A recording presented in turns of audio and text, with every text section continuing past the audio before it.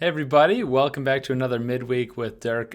We are taking a look today at the Old Testament book of Nahum. Not a lot that we hear about Nahum, along with a lot of these, which is what I think makes him so much fun. So we're jumping into Nahum. If you're in a group setting, you can look at these questions and go ahead and hit pause now.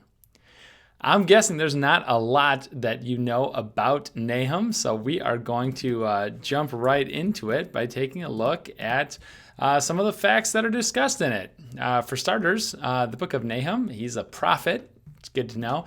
And it takes place about his prophecies concerning a very, very bad empire, the Assyrians, particularly the capital of the Assyrian Empire, the city of Nineveh. Now remember, Nineveh, we heard that story before. It was in Jonah.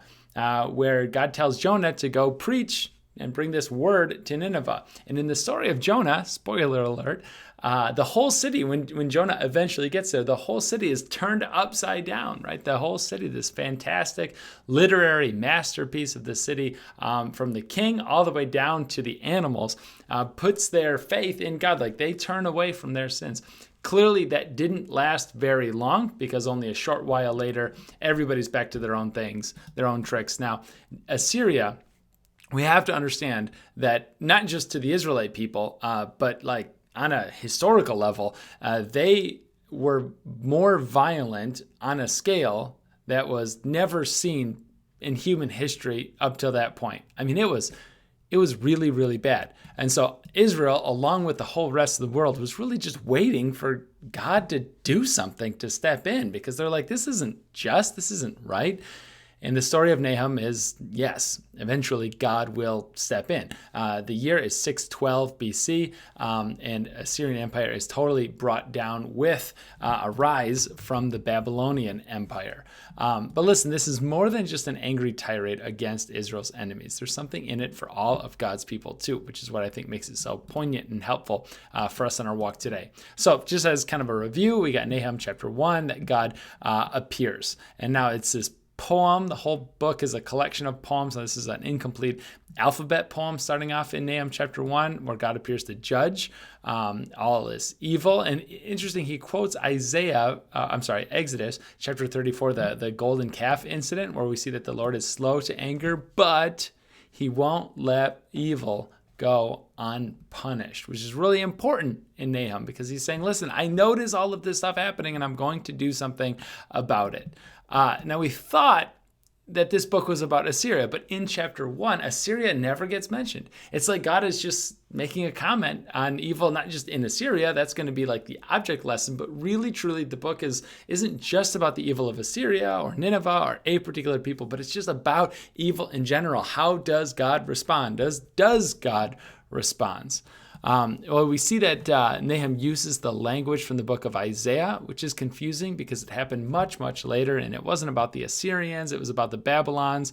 The fall of Nineveh is an example. And that's the point, right? That it doesn't matter if it's the Assyrians, the Babylonians, it doesn't matter if it's any of the violent empires that are going to come, like Greece or Rome or any of the empires, right? The point is simply that God is not going to allow violence. He's not going to allow evil to continue. He's going to do something about it. So Nahum chapter 2 is about the fall of the capital city. There's this overthrow and there's plundering of the city. It's really a horrific scene about storming the walls and what happens to the people. I mean, it's a tough story to read, but you have to also imagine it from the perspective of people who are waiting for God to intervene and to do something about all of the atrocities that these people were responsible for in the first place.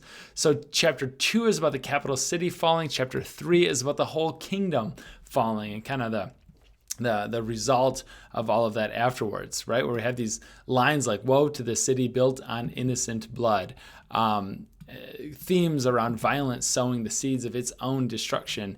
Nineveh 3:19, people clap at your fall, for who hasn't felt your perpetual cruelty, right? The people, they all celebrate the downfall of Nineveh and of Assyria. And then the book, the book ends, right? The point of the book of Nineveh, just in a very brief sense, is that history is filled with violence and oppression. And God is grieved by it. And his justice and his goodness demands that he does something for it. So remember, the book of Nahum teaches us that if you will hand over your grievances, you need to know that God cares too. Encouragement is to be found on the right side. What that means is that God is watching and God is waiting. He's kind and compassionate. He's slow to anger. He's abounding in love. But what we read from Exodus and also Nahum, he will do something about the evil.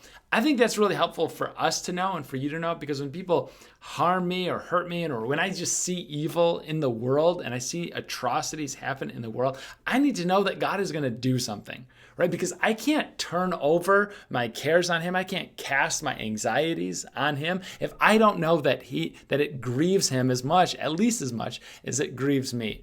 And so if I'm going to hand over my grievances to him, I need to know that God actually cares.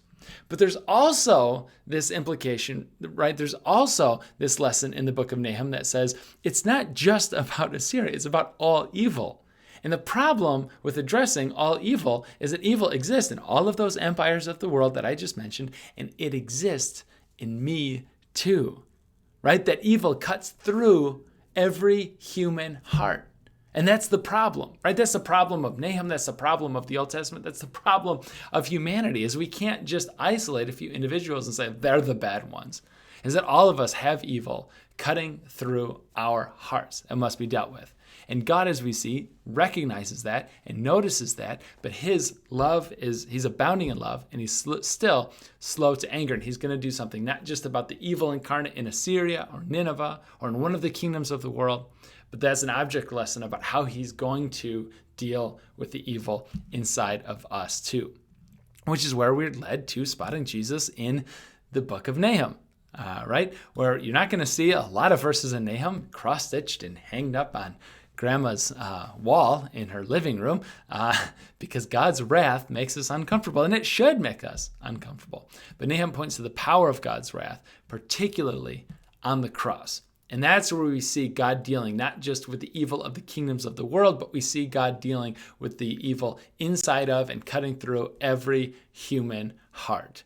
And salvation implies being saved to something, but also from something. Now listen, a lot of times we talk about salvation in terms of what we're saved to and what we're saved for. We talk about salvation in terms of being saved for a purpose, and God has a plan for you and a hope for you and a future for you.